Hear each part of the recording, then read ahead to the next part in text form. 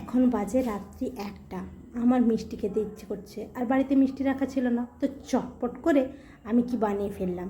তো প্রথমে আমি এখানে 2টো ডিম নিয়েছি। 2টো ডিম নিয়ে একটা পাত্রে এটাকে ফাটিয়ে নেব। অল্প একটু নুন দিয়ে দিলাম, সামান্যই নুনটা দিলাম। এরপর দিয়ে দেবো 1 থেকে 1.5 চামচ চিনি, অবশ্যই নিজের পছন্দ অনুযায়ী। এরপর খুব ভালোভাবে ডিমটাকে ফেটিয়ে নিলাম। তার সাথে দিয়ে দিলাম সামান্য একটু দুধটা দিয়ে আবারও খুব ভালোভাবে ফেটিয়ে নেব।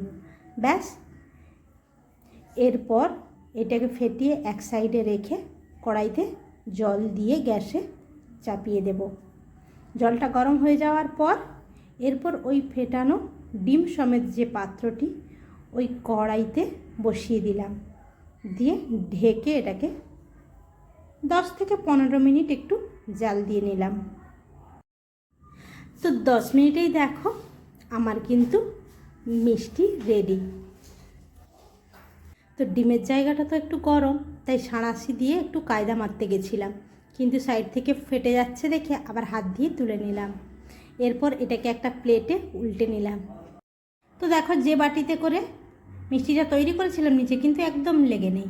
তো এরপর একটা মানুষ কাটা ছুরি নিয়েছি। ও, তার আগে তো একটু সাজিয়ে নিতে হবে।